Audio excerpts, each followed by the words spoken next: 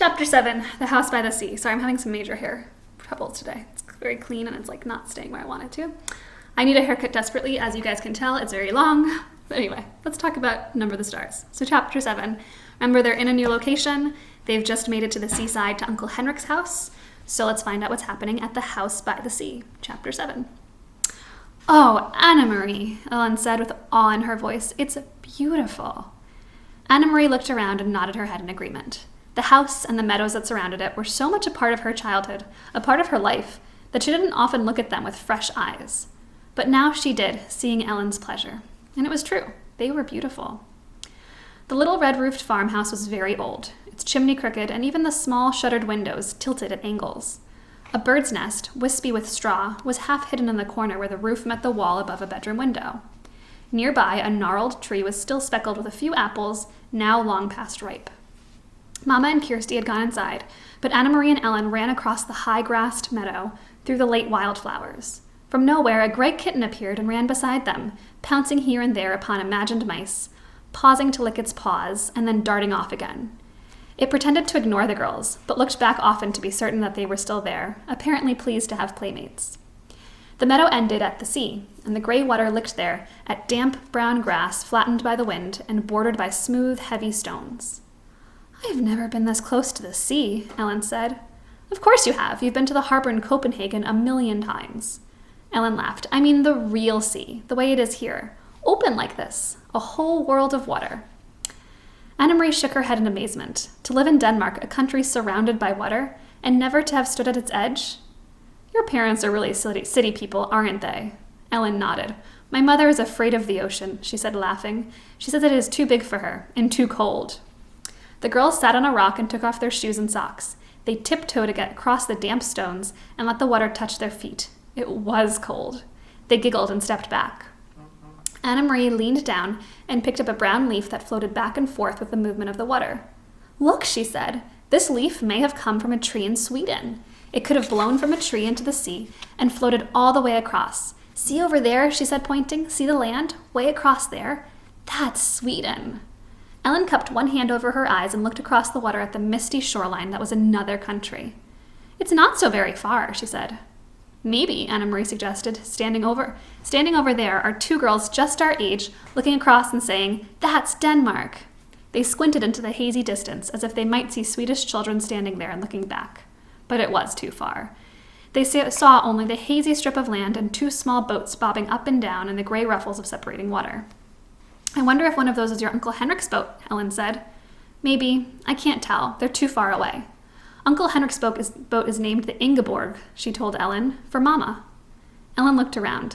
"Does he keep it right here? Does he tie it up so that it won't float away?" Anna-Marie laughed. "Oh no. In town at the harbor there's a big dock, and all the fishing boats go and come from there. That's where they unload their fish. You should smell it. At night, they are all there, anchored in the harbor." "Anna-Marie! Ellen!" Mama's voice came across the meadow. The girls looked around and saw her waving to them. They turned, picked up their shoes, and began walking toward the house. The kitten, who had settled comfortably on the stony shore, rose immediately and followed them.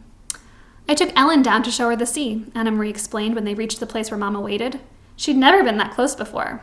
We started to wade, but it was too cold. I wish we had come in summer so we could swim." "It's cold even then," Mama said.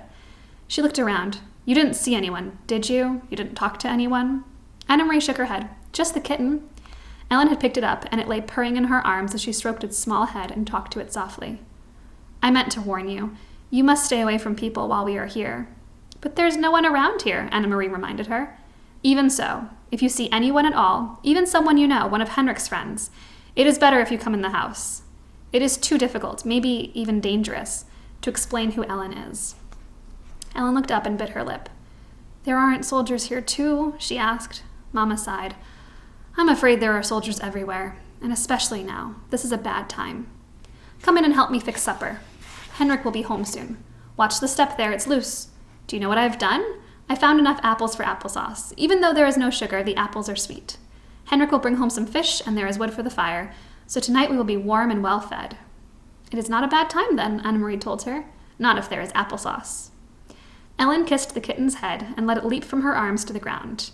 It darted away and disappeared in the tall grass. They followed Mama into the house. That night, the girls dressed for bed in the small upstairs bedroom they were sharing, the same bedroom that had been Mama's when she was a little girl. Across the hall, Kirsty was already asleep in the wide bed that had once belonged to Anna Marie's grandparents. Ellen touched her neck after she had put on Anna Marie's flower-sprigged nightgown, which Mama had packed. "Where's my necklace?" she asked. "What did you do with it?" "I hid it in a very safe place," Anna Marie told her. "A very secret place where no one will ever find it. And I will keep it there for you until it is safe for you to wear it again." Ellen nodded. "Papa gave it to me when I was very small," she explained.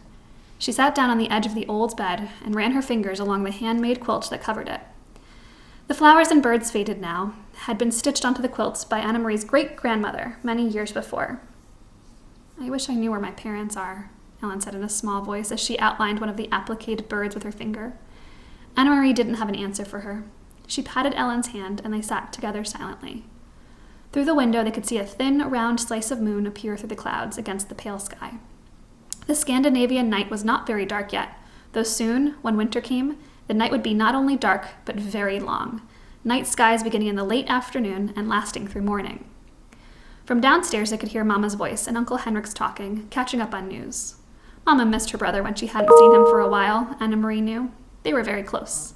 Mama always teased him gently for not marrying. She asked him, laughing, when they were together, whether he had found a good wife yet, one who would keep his house tidier. Henrik teased back and told Mama that she should come to Gilleleie to live again so that he wouldn't have to do all the chores by himself. For a moment, to Anna Marie, listening, it seemed like all the earlier times, the happy visits to the farm in the past, with the children tucked away in the bedrooms and the grown-ups downstairs talking. But there was a difference. In the earlier times, she had always overheard laughter. Tonight, there was no laughter at all. That's the end of chapter 7. See you guys later.